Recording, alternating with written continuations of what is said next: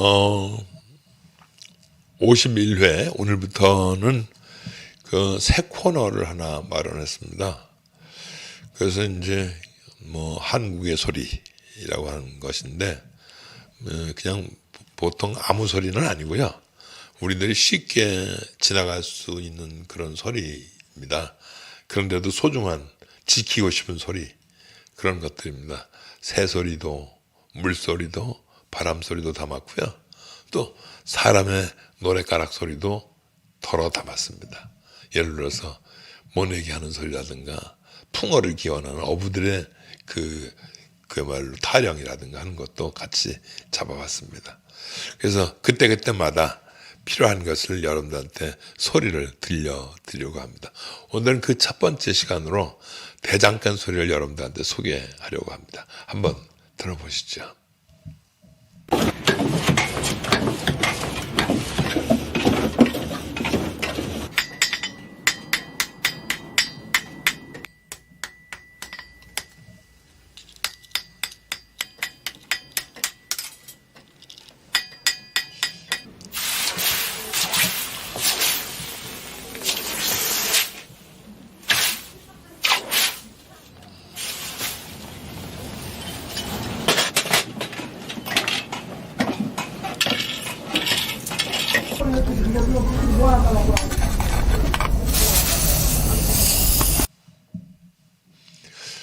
도시 사시는 분은 거의 기억이 없었을 것이고요. 물론 일제시대 때는 저기 그 장충체육관 앞에 동국대학교 있는 자리에 거기가 야현이라는 동네였었고 대장제라는 표현도 쓰고 그런 그래서 한 대장간이 한 100여 개 있었다고 하는 얘기는 들은 적이 있습니다. 오늘 여러분들이 들으시는 이 대장간 소리는 그 충남 온양의 창구 대장간의 소리였습니다. 조금 있으면 80 가까이 되시는 그 창구 씨는 지난 60년 동안 이렇게 쇠를 만지셨다고 그러네요. 다행히 아드님이 아버님이 하시는 얘기를 두고 배우고 있다고 합니다. 이 대장간은 이제 풀무질로 시작을 해서 담금질, 집게질, 매질, 담금질 이렇게 반복해야 합니다. 그래서 어쨌든 이런 소리를 들으니까 무슨 생각이 드십니까? 지금 그런 쿵쾅거리는 소리는 아마 물레동이나 가면 들을 수 있을까? 거기도 쉽지 않을 것 같습니다만 대부분 다 기계음이겠죠. 절삭기라든가 이런 것이 다 이제는 사람 힘으로 할 수 없게 됐으니까. 근데 오늘 왜 제가 이 소리를 여러분들에게 들려드린 줄 짐작하시겠습니까? 네, 그렇습니다. 이 대장간의 노동은 그 강도가 좀 다른 노동보다 좀 굉장히 심합니다. 물론 사용하는 것들이 모두가 철이어서이기도 하겠지만 굉장히 많이 두들겨야 하죠. 물론 철기시대 이후로 한때 대접을 받은 적은 있었습니다. 그렇지만 거의 어디에서나 이 계급은 천인 취급을 당했습니다. 심지어는 노예들 통해서 대부분 이 대장간일을 맡겼죠. 워낙 험한 일이고요. 또 여러분들 알다시피 대체로 험한 일은 잘 안 하려고 그러잖아요. 오늘도 마찬가지로. 그 험한 일은 대부분 또 요즘 외국인 노동자를 시키고 한답니다. 몇백 년 전에 우리가 왜구를 잡아서 외인들을 노예로 이 대장간 일을 시켰다는 그런 기록이 있는 것을 보면 참 어디든지 그렇게 노동의 강도가 심한 것은 아픈 소리가 들리게 됩니다. 제가 이 대장간 소리를 들으며 느꼈다고 한 것은요, 사실 조금 다릅니다. 연단이라고 하죠. 강해지고 싶으냐? 그러면 많이 맞아야 한다. 붉은 쇳덩이를 막 망치로 두들기면서 칼을 만들고 호미를 만드는 것을 보면요, 그 대장간에서 일을 하시는 분들도 똑같은 얘기를 합니다. 오래 두드려 맞은 쇠가 훌륭한 무기가 되고 농기구가 된다는 것입니다. 어쩌면 그 노동하는 사람들 자신의 한을 그 망체에다 담아서 쇳덩이를 두들기고 또 그 두들기는 것에 따라서 그 칼이 보검이 되어 무적이 된다고 한다니 말입니다. 이것은 뭐 우리나라뿐만 아니라 전 세계에서도 똑같습니다. 그냥 뭐 쓸데없는 소리긴 합니다만 미국의 노동자를 보통 스미스라고 하는데 영국이나 그래서 지금까지 그 스미스라는 그 성을 가진 사람들은 대부분 조상이 대장장이였다고 그럽니다.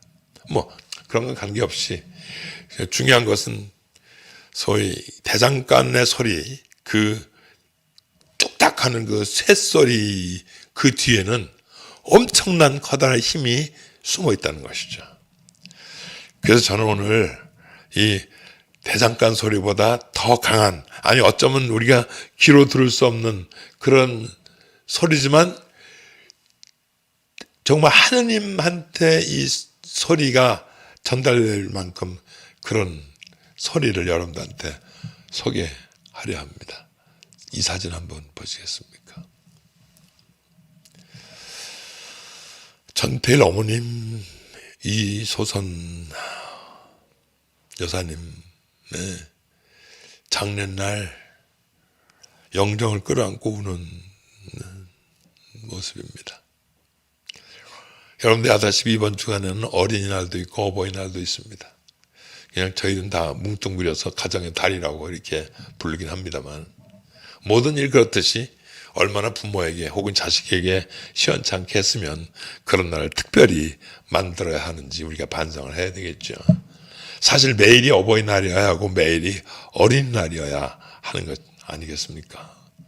근데 왜 내가 느닷없이 전태일님의 모친 이소선 여사님의 사진을 띄웠는지 아시겠습니까?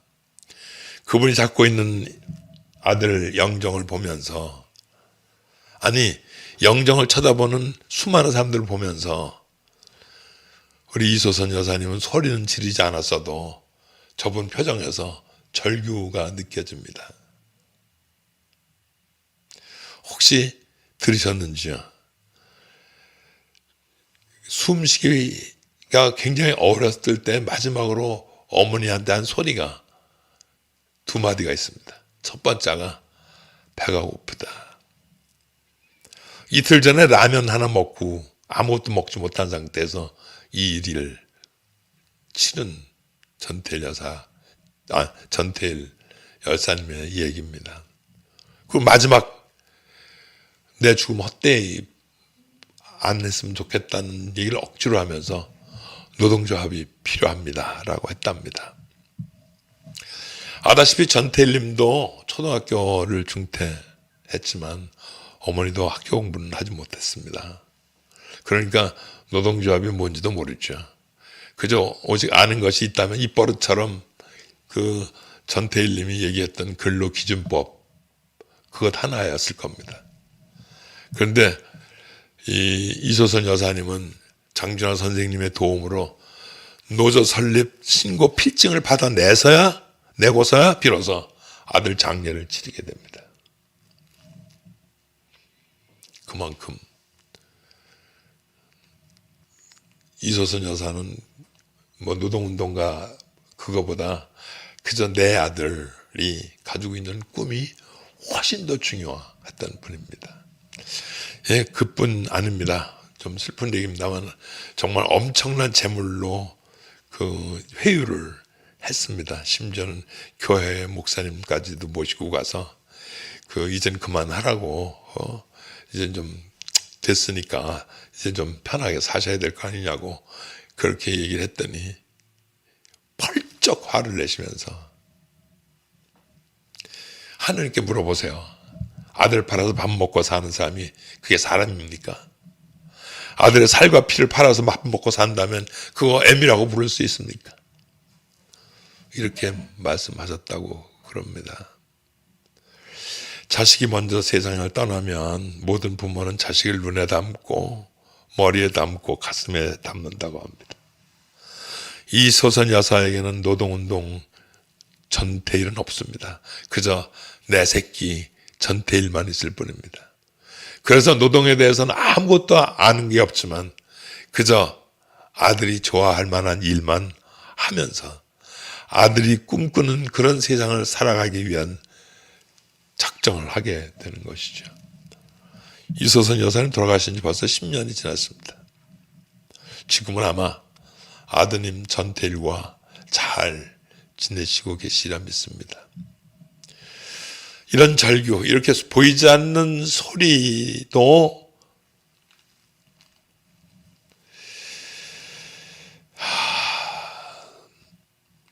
물론 어떤 분들에게는 그냥 소리일 수 있습니다.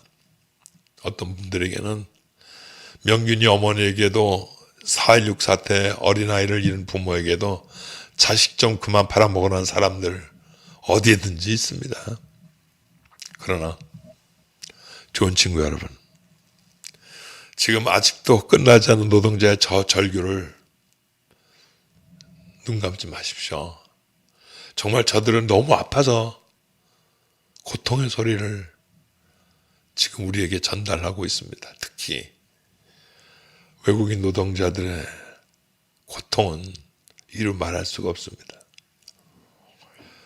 여러분, 귀를 기울여 주십시오. 저들은 분명 누구에게는 분명 사랑하는 아들, 딸일 것이며 누구에게는 분명 어머니, 아버지일 것이기 때문입니다. 아무리 여러분들한테 뭘 하라는 말씀이 아니고요.